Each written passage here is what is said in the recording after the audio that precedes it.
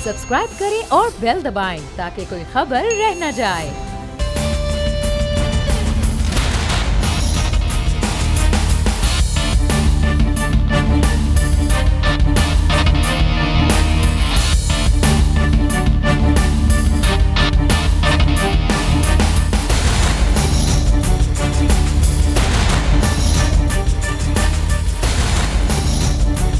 अस्सलामुअलैकुम। Special report with Mudassar Iqbal के साथ हाजिर खिदमत है। नाजरीन, आज कौमी असम्बली में मुख्तलिफ ऑर्डिनेंस जो हैं वो वापस लिए गए और बिल्स बनाकर पेश किए गए जो मंजूर कर लिए गए, जिसमें सबसे अहम मामला अब जो उससे पहले एक दिन पहले आपने देखा कि नज़रियाती कौंसिल के अंदर नैब ऑर्डिनेंस का मामला था, नैब बिल्स के हवाले से मामला थे, उसमें कुछ चीज़ों को गैर शरई करार दिया गया इस्लामी नज़रियाती कौंसिल की जानिब से, जिसमें वादा माफ गवाह का मामला था कि वादा माफ गवाह की किसी किस्म की कोई हैसियत शरीयत के अंदर नहीं है और ये गैर शरई मामला है। प्ली बारगेन को पहले भी हमेशा तनकीद का निशाना बनाया जाता रहा कि ये एक रिश्वत से ज़्यादा और कुछ नहीं है। आप 1 करोड़ रुपए की करप्शन करते हैं, 10 से 20 लाख रुपया आप देते हैं और उसके बाद आपकी रिहाई मुमकिन हो जाती है। लेकिन साथ ही साथ ये भी कहा गया कि मुल्ज़िमान की तशहीर करना मीडिया के ज़रिए और साथ ही साथ मुल्ज़िमान को हथकड़ी लगाकर ये पेश करना ये भी गैर शरई है।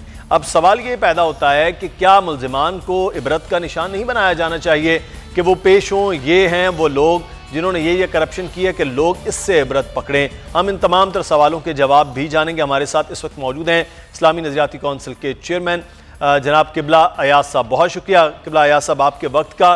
और हमें ज्वाइन किया है इस वक्त आरिफ चौधरी साहब ने, सीनियर कानूनदान है। आरिफ चौधरी साहब आपका भी बहुत शुक्रिया, आपने हमें वक्त दिया है। किबला अयाज साहब आपसे सर आगाज़ कर लेते हैं। एक चीज़ हम देख रहे थे जो सिफारिशात आपने कौमी असम्बली में पेश की हैं कि वादा माफ गवाह बनना वो नज़रियाती कौंसिल के नज़दीक गैर शरई करार दिया गया है। नैब का असल मकसद तो किबला रिकवरी करना है, वो पैसा जो कौम का लूटा गया है, जो सरकारी पैसा लूटा गया है, उसको वापस हासिल करना। तो ये गैर शरई क्यों है? बिस्मिल्लाहिर्रहमानिर्रहीम। बेइंतहा शुक्रगुजार हूँ आपने बोल चैनल पर आने का मौका दिया और बहुत अहम मसले पे आप गुफ्तगू कर रहे हैं। वादा माफ गवाह जो है वो अब जाहिर है कि हमने तो खालिसतन शरीयत के मुताबिक जाना है। अब वादा माफ गवाह जो है वो शरीके जुर्म होता है। जब शरीके जुर्म हो एक बंदा तो उसको तो शरीयत ये कहती है कि सज़ा मिलनी चाहिए, बजाय इसके कि उसको आप इनाम दें और उसको आप फ़ायदा दें और बरी कर दें। तो फिर एक ऐसा गवाह कि जिसमें उसका ज़ाती फ़ायदा हो और ज़ाती मनफ़ाअत हो, तो यकीनन इसकी वजह से पूरा मामला जो है वो मशकूक बन जाता है। इसलिए शरीयत ने वादा माफ गवाह की। चलिए इसके हम आईनी और कानूनी मामला भी जान लेते हैं। इस वक्त आरिफ चौधरी साहब हमारे साथ मौजूद हैं। आरिफ चौधरी साहब, जो वादा माफ गवाह है ना वो सिर्फ नैब के कवानीन के अंदर बल्कि तो पाकिस्तान पीनल कोड के अंदर भी वो तमाम तर मामलात हैं और लोग वहाँ वादा माफ गवाह बनते भी हैं। तो उसकी फिर हैसियत कानूनी तौर पर वो और शरई तौर पर बिल्कुल मुख्तलिफ है। बात यह है कि दो अलग-अलग शरह हैं और दो अलग-अलग यानी चीजें हैं। यानी एक शरई कानून है और दूसरा सेकुलर लॉज है। सेकुलर लॉज जो ये कॉमन लॉ ऑफ इंग्लैंड जो कर रहा है, कॉमन लॉ ऑफ इंग्लैंड के निज़ाम में कवानीन बने हुए हैं। ये जो हमारा कानून है ये सारे का सारा ब्रिटिश लॉज और कॉमन लॉ ऑफ इंग्लैंड के मातहत उसी तरह का कानून है, वो बना हुआ है। इनमें पार्शियल अमेंडमेंट नहीं कर सकते और चीजों को अमेलगामेट नहीं कर सकते। जिस चीज की तरफ इशारा किबला याद कर रहे हैं वो बिल्कुल एक मुख्तलिफ बात है। लेकिन जब आप ये जो कानून है इसमें कानून शहादत और इसमें आपका फौजदारी कानून जो है, उस फौजदारी कानून ने बुनियादी तौर पर इस जरूरत को महसूस करते हुए कि बाज़ औक़ात आप किसी जुर्म, कोई इतना कॉम्प्लिकेटेड जुर्म होता है कि जिस तक पहुंचने के लिए और हक़ाइक़ को जानने के लिए और हकीकत तक पहुंचने के लिए उस वक्त तक मुमकिन नहीं होता कि जुर्म जो है वो इकबाल जुर्म करके उसकी सारी तफसीलात ना बताए। और ये उस सहूलत के लिए और उस मुश्किल को हल करने के लिए ये रास्ता निकाला गया है।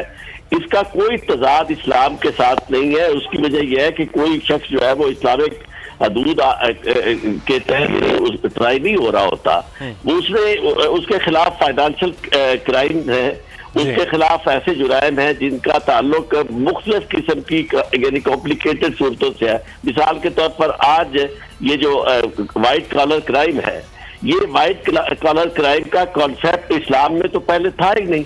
यानी जब इस्लाम आया है, अगर ये उसकी बात की जाए तो उस वक्त कवानीन और उस वक्त सोसाइटी जो थी उसकी रिक्वायरमेंट्स बिल्कुल डिफरेंट थी। उसके बाद जब ये कॉम्प्लिकेशंस आई हैं तो मुख्तलिफ दुनिया के जो ममालिक हैं उन्होंने इन कॉम्प्लिकेशन के इसके रास्ते निकाले हैं।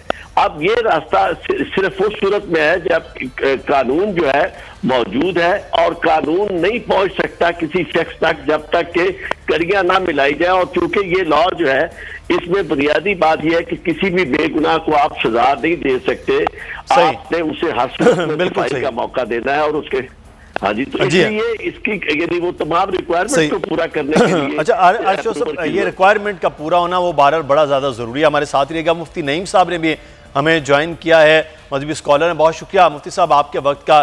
सर, बुनियाद मजहब से मुतसादिम ना हो किसी भी कानून की, ये चीज़ें पाकिस्तान का, चाहे वो आइन हो चाहे पाकिस्तान के पीनल कोड के मामलात हों, तो क्या आप समझते हैं कि इस तरह जो नैब कवानीन के हवाले से इस्लामी नज़रियाती कौंसिल ने कुछ चीज़ें दी हैं, वादा माफ गवाह बनने के हवाले से कि कोई चीज़ नहीं होती है, प्ली बारगेन ये भी गैर शरई है, आपके नज़दीक सर क्या है? वादा माफ गवाह जो है वो खुद मुजरिम होता है ना, मुलजिम होता है जो होता है जी, वो अपने आप को बचाने के लिए दूसरों के नाम ले देता है ताकि उसको सजा माफ हो जाए। तो शरन ऐसे थोड़ी है कि एक आदमी मुजरिम है और वादा का माफ गवाह बनकर अपने जुर्म को माफ करवा ले, इसकी शरन कोई इजाजत नहीं। लिहाजा वादा माफ गवाह अगर मुजरिम है तो उसको सजा मिलनी चाहिए, और अगर मुजरिम नहीं है तो फिर एक अलग बात। ठीक। अच्छा मुफ्ती साहब हमारे साथ रहेगा। किबला याज साहब से मैं प्ली बारगेन के हवाले से बात, रिकवरी का एक तरीका कार है ये प्ली बारगेन का किबला याज साहब, तो फिर इसको कैसे गैर शरई के एक अवाम का पैसा है, वो अवाम के टैक्स का पैसा है, हुकूमत का पैसा है, वो वापस हासिल किया जाना चाहिए, तो इसको आप गैर शरई क्यों करार दे रहे हैं किबला याज साहब? इस्लामी नज़रियाती कौंसिल ने जो जामे रिपोर्ट दी है जी, उस रिपोर्ट के एक नुक्ते को आम तौर पे उजागर नहीं किया जाता, और वो नुक्ता ये है कि इस्लाम का जो नज़्म एहतिसाब है उसमें बुनियादी बात यह है कि करप्शन या माली बेज़ाब्तगी इब्तिदा ही से हो क्यों। यानी ये जो तरीक़ाकार है कि आप इंतज़ार करें कि जब करोड़ों और अरबों रुपए की माली बेज़ाब्तगी हो जाए या इख्तियारात से तजावज़ हो जाए और इसके बाद कोई इदारा या कोई सरकार हरकत में आती है, तो ये तसव्वुर ही गैर इस्लामी है। बल्कि इंतज़ाम ऐसा होना चाहिए कि किसी भी किस्म की माली बेज़ाब्तगी का इंतज़ाम हो कि इब्तिदा ही से सद्देबाब का इंतज़ाम और बंदोबस्त किया जाए। तो अब प्ली बारगेन ये है कि जब अरबों करबों की करप्शन हो जाए और इसके बाद फिर नैब के चेयरमैन के पास ये इख्तियार हो कि किसी ख़ास माली रकम के ऊपर समझौता हो जाए, और वो जो मुजरिम है यानी जिसके ऊपर ये बात साबित हो गई है कि उसने इतने करोड़ या इतने अरब की माली बेज़ाब्तगी की है, तो कुछ हिस्सा वो माल सरकार या सरकार के ख़जाने में जमा कर दे और बाकी माल जो गस्ब शुदा माल है वो अपने पास रखे। तो ये तस्वर तो यकीनन इस्लाम के उसूल एहतिसाब के मुताबिक। ठीक है, मैं मुफ्ती नईम साहब की भी राय लेके फिर उसके बाद चौसब से बात करते हैं। मुफ्ती नईम साहब, ये प्ली बारगेन का मामला है, 1 करोड़ रुपए किसी ने हड़प किया है, सरकारी लूटा है, वो 20, 50, 60 लाख रुपया देकर वो निकल आते हैं। हम पिछले 10-20 साल से ये देख रहे हैं जब से प्ली बारगेन का मामला हुए। अब समझते नहीं कि ये पैसे कम से कम निकल तो आ रहे हैं, तो कौमी ख़जाने में वापस तो आए जा रहे हैं, अगर वो उस चीज़ से भी मुकर जाए तो फिर भी वहाँ रिकवरी नहीं होती, तो इसको फिर गैर शरई करार देना इस्लामी नज़रियाती कौंसिल की जानिब से बेहतर अमल? मेरी बात यह है कि प्ली बारगेन करने के अंदर वो 50,000, 50 लाख या 10 लाख वो अपने पास रख लेता है, बाकी देता है। तो ये तो कानूनन जो है बिल्कुल शरीय एतबार से सही नहीं है। ये इज्तिमाई माल है, कौम का माल है। किसी को ये अख्तियार नहीं है कि वो उसको 10 लाख माफ करके बकिया रकम वसूल करे। हुकूमत को कवानीन ऐसे बनाने चाहिए कि हर हालत में उनसे वसूल है। सही। अच्छा चौधरी साहब, ये प्ली बार्गेन के हवाले से तो हमारी पहले भी बात होती रही है। ये प्ली बार्गेन के मामले को तो वैसे भी इस कानून से अब ख़त्म होना चाहिए कि ये कम से कम रिश्वत सा एक अमल सा नज़र आता है कि इतने लेकर और उस बंदे के खिलाफ केस ख़त्म हो जाए। आप क्या कहते हैं? मैं आपसे अर्ज करूं कि ये मामला बात रिश्वत वाली का नहीं है। मसला ये है कि ये जो कानून है जिसमें आपने किसी शख्स को उसका जुर्म साबित करने के लिए आपको पूरी एविडेंस उसके खिलाफ चाहिए और उस तय तक पहुंचने के लिए जो तरीकेकार है वो इतना आसान नहीं है और कानून का तरीकेकार इतना पेचीदा है कि आप सुप्रीम कोर्ट तक जाते हुए फिर वहां भी रिव्यू तक पहुंचते हुए वो मामलात वैसे ही खत्म हो जाते हैं और गवाह भी गवाहियां नहीं दे सकते और निशानात भी। इसके लिए ये रास्ता निकाला गया था कि पैसा रिकवर होने के लिए, और ये दुनिया भर में है कि आप मुल्ज़िम को एक 2 रास्ते दिखाते हैं, उसके खिलाफ उसे कहते हैं कि भाई अगर फुल फ्लैज अगर ट्रायल पे आप जाएंगे तो आखिर में पहुंच के आपको सजा होगी पूरी। और उसमें चूंकि स्टेट को बहुत ज्यादा एक्सपेंसेस और बहुत ज्यादा वक्त दरकार होता है, वहां तो चलो वक्त और पैसे के बाद कानून की गिरफ्त में वो बंदा आ जाता है। यहाँ तो आपने अक्सर देखा है कि सब कुछ करने के बावजूद दरमियान में इस तरह की वारदातें और इस तरह के मामलात हो जाते हैं कि वो शख्स उस कानून से छूट जाता है। रास्ता दरमियानी निकाला गया था कि पैसा जो है वो 100% रिकवर तो कहीं नहीं होता। उसकी वजह यह है कि अगर जिस शख्स ने 100% पैसा रिकवर करना है वो तमाम वही तरीके इस्तेमाल करेगा, कानून को दौड़ लगाने वाले कहीं वो इन्वेस्टिगेटर्स को पैसे देगा और कहीं प्रोसिक्यूटर का, और अल्टीमेटली वो छूट जाएगा या कहीं अपीलों में बरी हो जाएगा। तो इस सारी सूरत हाल में ये करने के लिए कि पैसा स्टेट को रिकवर हो वो 100% तो नहीं हो सकता, लेकिन उसकी कोई रीजनेबल ये भी बात नहीं है कि जो अक्सर कहा जा रहा है कि जी अगर करोड़ दिया जाए तो उसका 60 लाख, ऐसा नहीं है। मेरा ज्यादातर 20% के करीब है जो उसको रियायत मिलती है, बहुत ज्यादा डिस्प्रोपोर्शनेट नहीं होती। और बाकी उसका नतीजा ये होता है कि स्टेट जो है उसके पास पैसा आ जाता है जो कि कोशिश के बावजूद बाज़ औक़ात नहीं आता। तो मैं नहीं कहता कोई गैर का अखलाकी या कोई गैर इस्लामी बात है क्योंकि पैसा आपने, और ये जो किबला यार साहब कहते हैं ना, ये बड़ी सिंपलिसिट यानी वजाहत है कि जी आप ऐसा सिस्टम बनाएं कि जी जुर्म कोई कारी कर सके। ऐसा आज तक नहीं हो सका। जुर्म होने से पहले आप किसी को पकड़ लें। बिल्कुल, जुर्म होने से पहले तो आप अंदाजा नहीं कर सकते कि कौन क्या कर रहा है। वो एकदम से वो 1 करोड़ रुपए की करप्शन भी कर सकता है। किबला यार साहब, एक मुल्जिम है, उसकी मीडिया तशरीह नहीं होनी चाहिए, ये गैर शरई अमल है, उसको हथकड़ी नहीं लगानी चाहिए, ये गैर शरई अमल है। सर ये कहा जाता है कि मुल्जिम को तो सरेआम सजा होनी चाहिए, मुल्जिम को तो सरेआम नुमाइश होनी चाहिए कि इबरत लोग पकड़े कि इस किस्म का काम उन्होंने नहीं करना है, तो ये कैसे गैर शरई है? मुल्जिम जो है वो तो किसी भी फ़िक़्ह में या किसी भी कानून में बेगुनाह होता है जब तक उस पर जुर्म साबित ना हो। सही।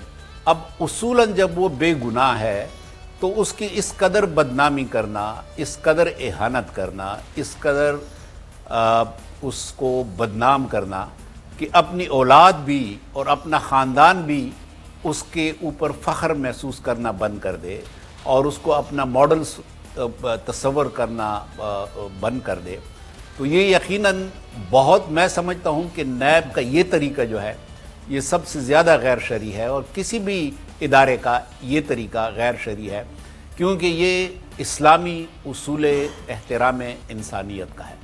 अल्लाह ताला ने, रसूल अकरम सल्लल्लाहु अलैहि वसल्लम ने और फ़िक़्ह शरई ने, फ़िक़्ह इस्लामी ने इस्लामी इंसानी तकरीम का बहुत लिहाज रखा है और इस तरीके से एक बंदे की, एक इंसान की हतक जो है ये हरगिज़ इस्लामी उसूलों के मुताबिक कबूल नहीं की जा सकती। याद आपने सिफारिशात बनाकर भेज दी हैं जो आपकी ड्यूटी थी कौमी असम्बली को, लेकिन अगर ये कानून का हिस्सा नहीं, बिल का हिस्सा नहीं बनाया जाता तो फिर क्या है फिर इन सिफारिशात की हैसियत? तो यही है कि आपको जैसा मालूम है कि इस्लामी नज़रियाती कौंसिल एक आईनी इदारा है जी, और आइन ने हमें अपना तरीक़ाकार भी बताया है कि इस्लामी नज़रियाती कौंसिल किस तरीक़ाकार के मुताबिक काम करे। तो बुनियादी ज़िम्मेदारी जो आइन ने हमें हवाले की है वो ये है कि हम अपनी रिपोर्ट बनाएं, हम अपनी सिफारिश करें, अपनी राय पेश करें। अब इसके बाद इसका निफाज जो है ये हुकूमत की जिम्मेदारी है। अच्छा, मैं ये जानना चाहूँगी, ये मुल्ज़िमान का कहा जाता है कि जनाब उन पर कोई इल्ज़ाम साबित नहीं हुआ, उनकी गिरफ्तारियाँ हो गई हैं, 90 दिन उनको वहाँ रखा गया है, कोई रेफरेंस नहीं बन पाता है, हथकड़ियाँ लगाकर मीडिया पर पूरा उनको ट्रायल चल रहा होता है। तो ये पहले भी एतराज़ात उठाए जाते रहे, लेकिन अब इस्लामी नज़रियाती कौंसिल कह रही है कि ये भी एक गैर शरई अमल है कि मुल्ज़िम तो किसी भी फ़िक्र और कानून के अंदर गुनाहगार नहीं होता है जब तक उस पर जुर्म साबित ना हो। तो आप समझते कि ये काम फिर नहीं होना चाहिए? आरिफ चौधरी साहब। हाँ, ये बात किबला अयाज की दुरुस्त है, क्योंकि जब तक किसी शख्स के खिलाफ जुर्म साबित ना हो जाए उस वक्त तक उसे मुजरिम नहीं कहा जा सकता। और ये जो कबल अज सजा तशहीर है और उसकी बदनामी है, इसकी शर्म भी कोई गुंजाइश नहीं है और कानून में भी मैं समझता हूँ कोई गुंजाइश नहीं, क्योंकि इसीलिए दुनिया भर में कवानीन डेफेमेशन के बनाए गए हैं और इस तरह मैलिशियस प्रोसिक्यूशन के भी बनाए गए हैं कि अगर किसी शख्स को आप बगैर किसी कानून के बगैर पकड़ते हैं या इल्जाम लगाते हैं और वो इल्जाम साबित नहीं होता तो वो शख्स आप स्टेट से हर्जाना तलब कर सकता है। तो जो शख्स स्टेट से हर्जाना तलब कर सकता है वो उसे ये भी तहफ़्फ़ुज़ हासिल होना चाहिए कि जब तक उसके खिलाफ जुर्म साबित नहीं हो जाता उस वक्त तक उसकी बदनामी नहीं होनी चाहिए, तशहीर नहीं होनी चाहिए। और यही वजह है कि मेरे ख्याल ये जो आर्डिनेंस आया है नया, जिसमें वो उस आर्डिनेंस को पेश किया जाएगा असेंबली में नया का अमेंडमेंट वाला, उसमें भी ये बात तशहीर वाली जो है रख दी गई है कि तशहीर नहीं कर सकते। सही। अच्छा, जो सब हमारे साथ ही रहेगा। मैं एक बड़ा अहम मामला था कि ज़ैनब अलर्ट जो मामला है वो भी आज लाया गया कौमी असम्बली में, उस पर भी जवाबी रद्द अमल भी आए चीज़ें। मैं किबला अयाज साहब से इस पर राय लीजिए कि आज सरेआम फांसी के हवाले से भी बात की गई मुजरिम को देने के। तो किबला अयाज साहब, ये बच्चों के साथ ज्यादती का मामला या इस किस्म के कत्ल के मामला है, आप समझते कि सरेआम फांसी होनी चाहिए?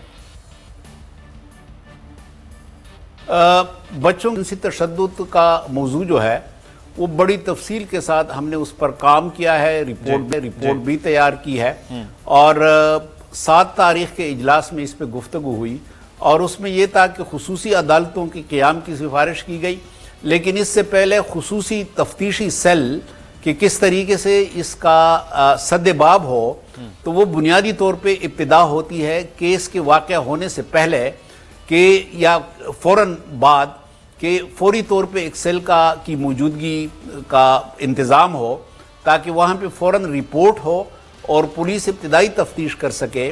और खुसूसी अदालतों की भी हमने सिफारिश की है।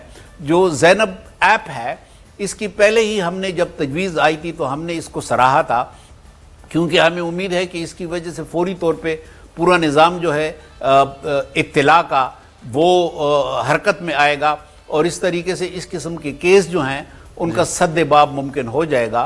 तो हमारी एक बड़ी तफसीली रिपोर्ट इस पर मौजूद है जो वजारत कानून को अब हम भिजवा रहे हैं। 7 और 8 तारीख इस्लामी नज़रियाती कौंसिल का जो अब जो केस आ रहा है उसके अंदर हम ये देख रहे हैं कि 18 साल से कम उम्र बच्चों के अगवा, कत्ल, गुमशुदगी के हंगामी इतलात के हवाले से ये तमाम तर चीज़ें हैं। ज़्यादा से ज़्यादा 10 साल जो है वो, और ज़्यादा से ज़्यादा 14 साल और कम से कम 10 साल की सज़ा है।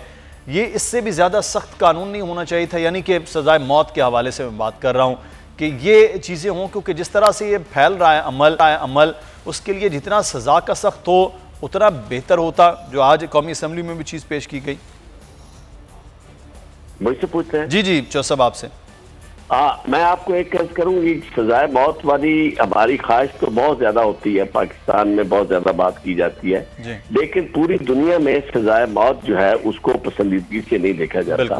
उसकी वजह यह है कि जितना बड़ा क्राइम हो, ये चूंकि ये जो ऑफेंस होता है इसमें बहुत सारी वजह होती है, जिसमें बहुत ज्यादा सोशल रिस्पॉन्सिबिलिटी स्टेट की भी है कि अगर इस तरह के जुराइम हो रहे हैं तो मैं चूंकि जो कॉन्सेप्ट है कि नफरत मुजरम से नहीं होनी चाहिए, हमारे यहाँ जो तस्वर है वो जुर्म से नफरत की बजाय हम मुजरम से नफरत करते हैं, उसे हम एलिमिनेट कर देना चाहते हैं, सफा हस्ती से मिटा देना चाहते हैं। उसके सफा हस्ती से मिट जाने की वजह से जुर्म जो है उसकी बेहतरी नहीं हो सकती। और यही आपने देखा कि जना हदूद ऑर्डिनेंस जो था, इसमें हमने कितनी बड़ी बड़ी सजाएं रखी और अल्टीमेटली उसका जरा सिफर नतीजा निकला।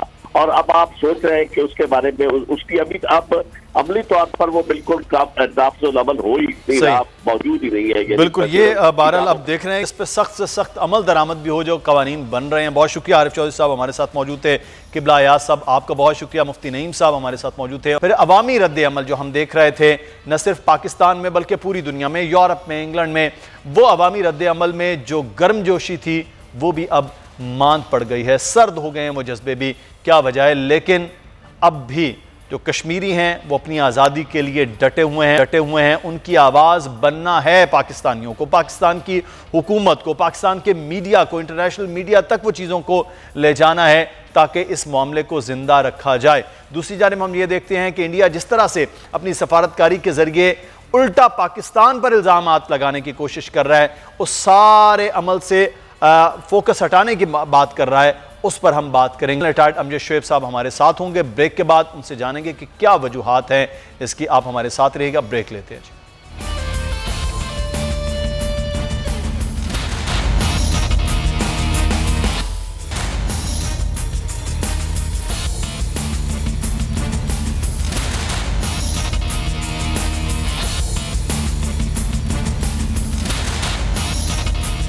ब्रेक के बाद आपको खुश आमदीद कहते हैं। हम बात कर रहे हैं इस वक्त 159 दिन खित्ता कश्मीर के अंदर कर्फ्यू को हो गए। आज जुम्मे की नमाज भी नहीं पढ़ने दी गई। सूरत हाल वैसे ही कशीदा होती जा रही है। जनरल रिटायर्ड अमजद शोएब साहब इस वक्त हमारे साथ मौजूद है, सीनियर दिफाई तजज़ियाकार। बहुत शुक्रिया जनरल साहब आपके वक्त का। 159 दिन हो गए कश्मीरियों के लिए, जुम्मा वो आज भी नहीं पढ़ सक रहे। इलाज मुआलजे के मामलात हैं वो उनके लिए मुश्किल है, ज़िंदगी गुजारना वो उनके लिए मुश्किल है। तो क्या बस कश्मीरियों का यही मुकद्दर रह गया?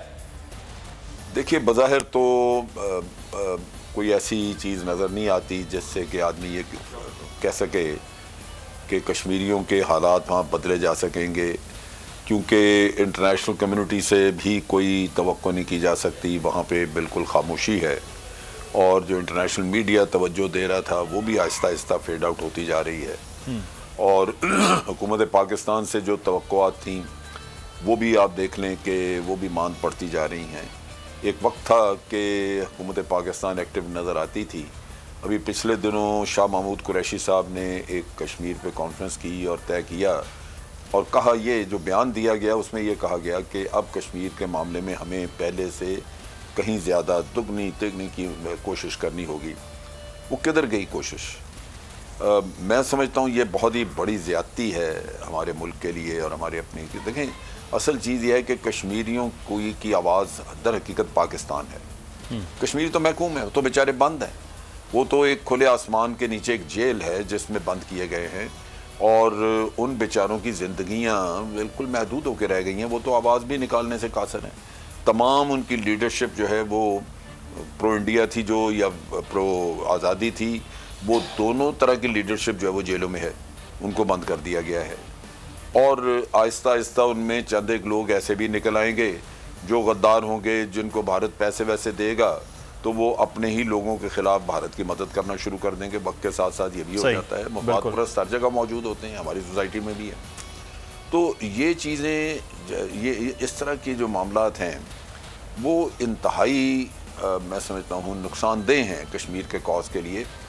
और जो आवाज़ है कश्मीरियों की, जो आज़ाद है, जो बाहर हैं, जो खुद मुख्तार हैं, हम लोग जो बात कर सकते हैं, उनमें हुकूमत पाकिस्तान ने बिल्कुल ही एक बैक सीट ले ली है। तो इसमें जनरल साहब, इसमें मैं आपसे ये जानना चाह रहा हूँ कि पाकिस्तान मीडिया है, इंटरनेशनल मीडिया है, पाकिस्तान की अवाम है, बैरून मुल्क रहने वाली, यूरोप में रहने वाली अवाम है, पाकिस्तान की हुकूमत, सफारती कोशिशें, ये तमाम तर अब ठंडी होते जा रहे हैं, मांद पड़ते जा रहे हैं, खामोश होते जा रहे हैं ये तमाम के तमाम लोग। इसकी बुनियादी फिर वजह क्या है कि क्यों खामोश हो रहे हैं? पहले तो बड़ा एक पूरा चंक निकला कि बात हो रही है, लोगों के लिए खामोश हो रहे हैं, खड़े हो रहे हैं, जुलूस निकल रहे हैं, मीडिया पे दिन भर खबरें चल रही हैं, सवाए अब इक्का दुक्का मीडिया के खबर भी नहीं चल पाती है कि कश्मीर में क्या हो रहा है। देखें, मीडिया का मसला ये है कि मीडिया को जो उस वक़्त रवां चीज़ नज़र आती है, जो खबर उस वक़्त गर्मा आती है, तो कोई और इशू निकल आता है। अभी जैसे ईरान का किस्सा निकला है, लेकिन ये फॉरेन ऑफिस का काम है कि वो लोगों का फोकस इधर रखे, और वो उसका तरीक़ाकार ये है कि फ़ॉरेन ऑफिस वक्ती मुख्तलिफ औकात में दूसरे चौथे दिन या हफ्ते के बाद एक दफ़ा मुख्तलिफ चैनल्स के मीडिया हाउसेस के लोगों को इकट्ठा करें, उनके नुमाइंदों को बुलाएं और बुला के उनको ब्रीफ दें और हर दफ़ा एक टॉपिक उनको मुहैया करें कि जी इस वीक में आपने इस पे प्रोग्राम करने हैं।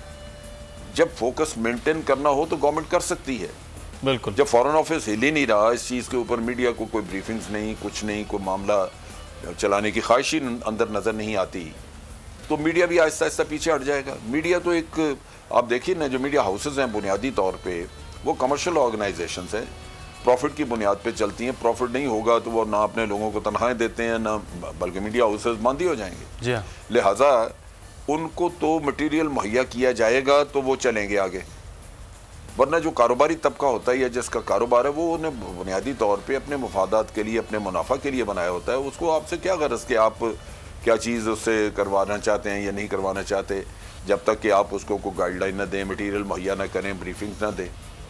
यहाँ पे तो कोई प्लान, कोई स्ट्रेटजी नज़र ही नहीं आती। बिल्कुल इंतहाई शर्म की बात है कि कश्मीर के मामले में एक कॉम्प्रिहेंसिव प्लान, एक स्ट्रेटजी होनी चाहिए थी जिसमें आपने मीडिया को भी इंगेज करना था, जिसमें इंडिया के नैरेटिव को काउंटर करने वाली एक स्ट्रेटजी होनी चाहिए थी, जिसमें आपके अपने मौक़िफ़ के ऊपर बात होनी चाहिए थी, जिसमें ह्यूमन राइट्स के इश्यूज़ पे आनी थी बात के, जो कश्मीर में जो कुछ हो रहा है, जो कश्मीर के कानूनी पहलू है उन पे बात होनी चाहिए थी।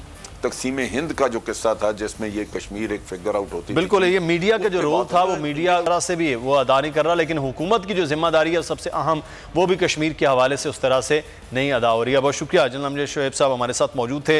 एक और जो खबर बड़ी अच्छी इस वक्त आ रही है कि पाकिस्तान के इस वक्त स्टॉक एक्सचेंज बहुत बेहतर सूरत हाल में है। 2 दिन पहले तो खबर कोई अच्छी नहीं थी कि ईरान अमरीका सूरत हाल के बाद पूरी दुनिया की जो आलमी मंडियां हैं वहाँ पर ये तासुरात थे, लेकिन पाकिस्तान में तो इस वक्त तारीख की बुलंद तरीन सतह भी देखी जा रही है। इस वक्त हमारे साथ मौजूद हैं अकील करीम डेडी साहब हैं, माहिर मुआशियात भी हैं और स्टॉक एक्सचेंज पर बड़ी गहरी नज़र उनकी रहती है।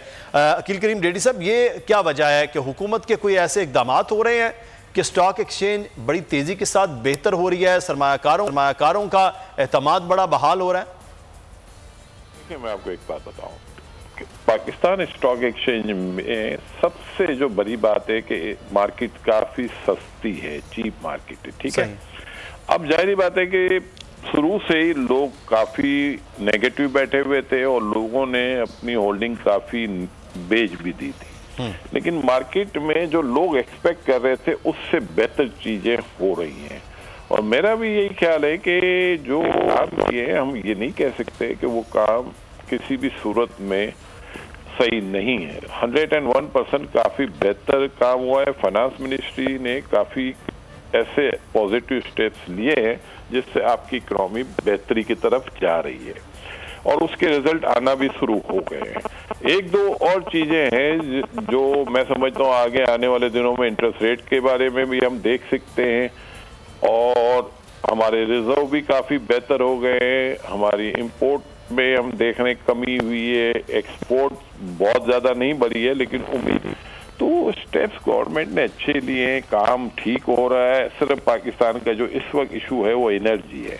अब वो एनर्जी पे भी डेफिनेट गवर्नमेंट ने जब दूसरे सारे ऐसे पॉजिटिव स्टेप्स लिए हैं तो डेफिनेट वो एनर्जी के मसले को भी रिजॉल्व करेगी और मार्केट फिर सस्ती हो। मैं समझता हूँ इससे ज्यादा अपॉर्चुनिटी आपको कहीं मिल नहीं सकती और ये बहुत अच्छी अपॉर्चुनिटी है। और हमारी मार्केट बहुत छोटी सी मार्केट है, इसमें नए फ्लोट की भी जरूरत है, नई लिस्टिंग की भी जरूरत है, नए इन्वेस्टर भी आ रहे हैं मार्केट में, लोकल इन्वेस्टर बड़ी तादाद में मार्केट का रुख कर रहे हैं क्योंकि रियल एस्टेट सेक्टर काफी कमजोर हुआ है और वहाँ इन्वेस्टमेंट न होने के बराबर रह गई है। तो उसका भी बेनिफिट आपकी इक्विटी मार्केट को मिल रहा है या फिक्स इनकम को मिल रहा है। तो मैं ये देख रहा हूँ कि आने वाले दिनों में हम इक्विटी मार्केट को और मजबूत होता हुआ देख सकते हैं। अच्छा, लेकिन अकील साहब, एनर्जी का फैक्टर बहरहाल पूरी की पूरी मार्केट पर असरअंदाज होता है। अगर आपके पेट्रोल, गैस, बिजली के नर्ख ही इतने ज़्यादा हों तो फिर तो कोई भी, चाहे वो एक्सपोर्टर है या चाहे वो कुछ भी करने वाला है, छोटे से छोटा ताजर भी है, तो उस पर वो डायरेक्टली इफेक्ट होगा। तो अगर एनर्जी को हुकूमत नहीं बेहतर कर सकती तो फिर मईशत कैसे बेहतर होगी? फिर देखें, गवर्नमेंट काफी मेहनत कर रही है एनर्जी के हवाले से और जो स्टेक होल्डर है उनके साथ बैठना भी चाहिए, और गवर्नमेंट ने जो एग्रीमेंट साइन किए हैं डेफिनेट गवर्नमेंट को उसको ऑनर भी करना है। अगर वो एग्रीमेंट में कोई खामियां हैं या कोई उसका मिसयूज हो रहा है तो वो उसको गवर्नमेंट जरूर ठीक करा सकती है। लेकिन सबसे बड़ी मेन वजह जो मुझे दिख रही है एनर्जी में, वो आपकी ग्रिड से बिजली खरीदार कम है, और खरीदार कम होने की वजह से आपको जो एनर्जी महंगी हुई भी है उसकी वजह सिर्फ है कि आपके ग्रिड से बिजली का बायर कम है। गवर्नमेंट अगर ये कोशिश करे कि जो उनकी 10,000 या 12,000 मेगावाट की जगह अगर ये 24,000 बेच लेते हैं और नई इंडस्ट्रीज वगैरह लग जाती हैं तो मैं समझता हूँ ये मसला खुद ब खुद हल हो जाएगा। तो इस वक्त गवर्नमेंट को 2-3 काम करने की जरूरत है, और वो ये मैं यकीन से कहता हूँ उमर अयूब में ये कैपेसिटी है, और वो काफी मेहनत करने वाला मिनिस्टर है। उसको हमने देखा है कि छोटे से छोटे भी जाए वो एक अच्छी सी प्रेजेंटेशन बनाई होती है, और उनको बाकी अपने एरिया में काफी उबूर है। तो हम ये देख रहे हैं कि आने वाले दिनों में ये मिनिस्ट्री काफी बेहतर काम करेगी। और ये जो इस वक्त इशू हम देख रहे हैं, ये इशू तो बड़ा सीरियस किस्म का है, कोई माइनर सा इशू है और इसको हल करना आसान काम नहीं है, लेकिन मिनिस्ट्री इसको फोकस कर रही है और इसके ऊपर काम कर रही है। और प्राइम मिनिस्टर की अपनी भी ख्वाहिश है कि किसी भी सूरत में ये एनर्जी के मसले को हल किया जाए। और जब ये एनर्जी अगर ग्रिड से बिकना शुरू हो जाएगी तो आप आने वाले दिनों में इसके रेट काफी कमी आ सकती है। तो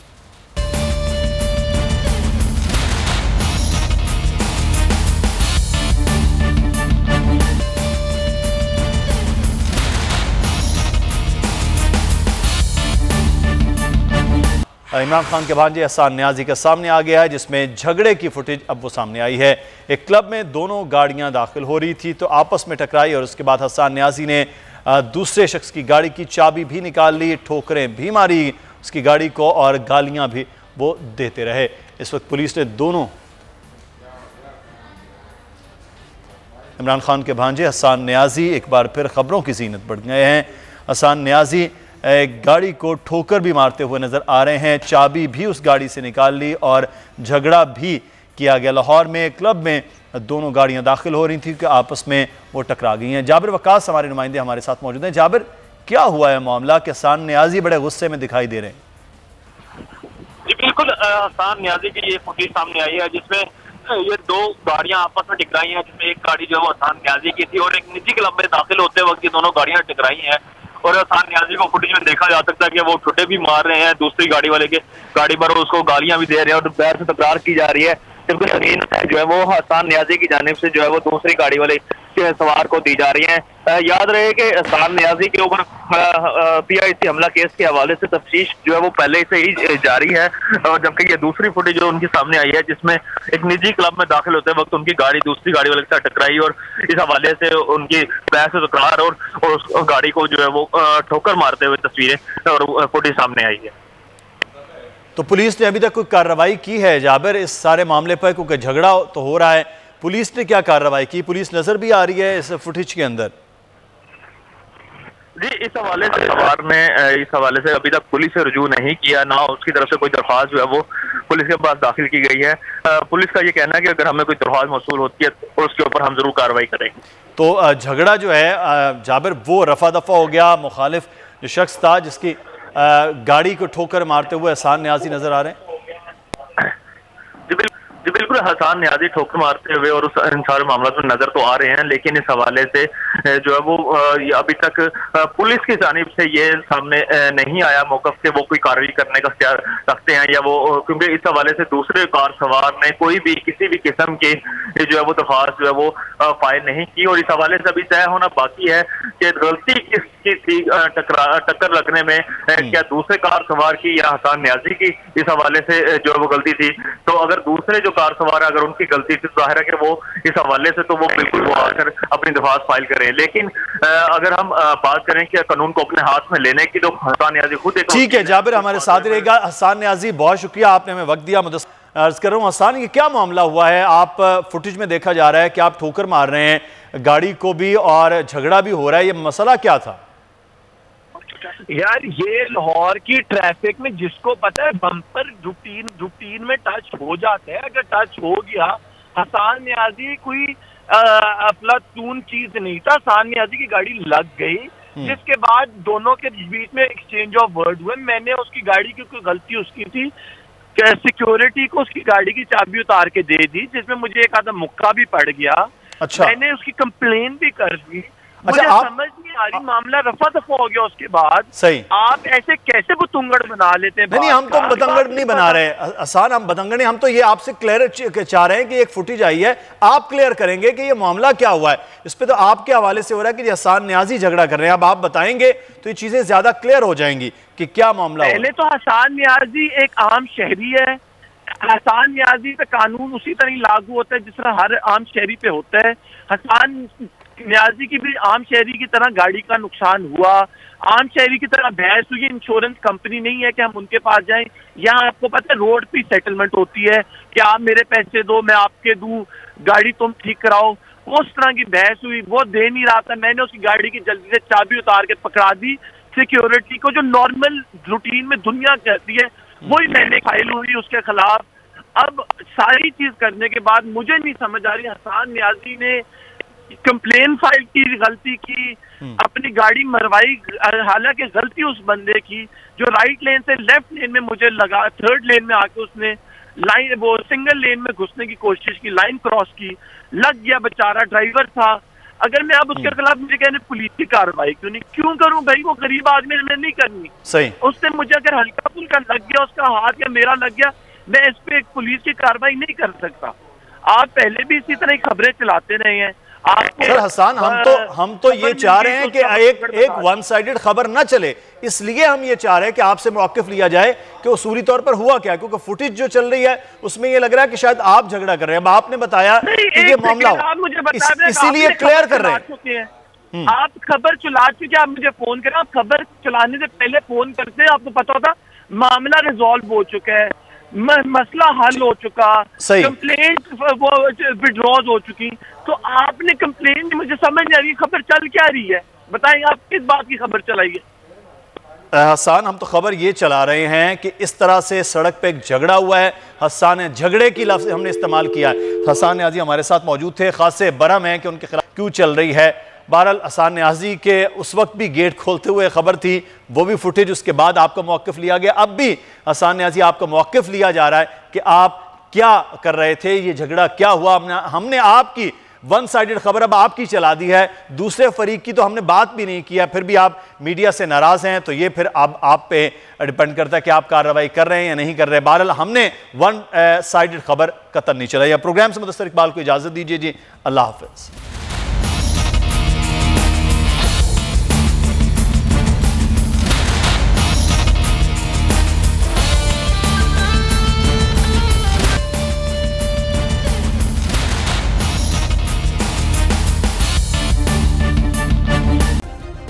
सब्सक्राइब करें और बेल दबाएं ताकि कोई खबर रह न जाए।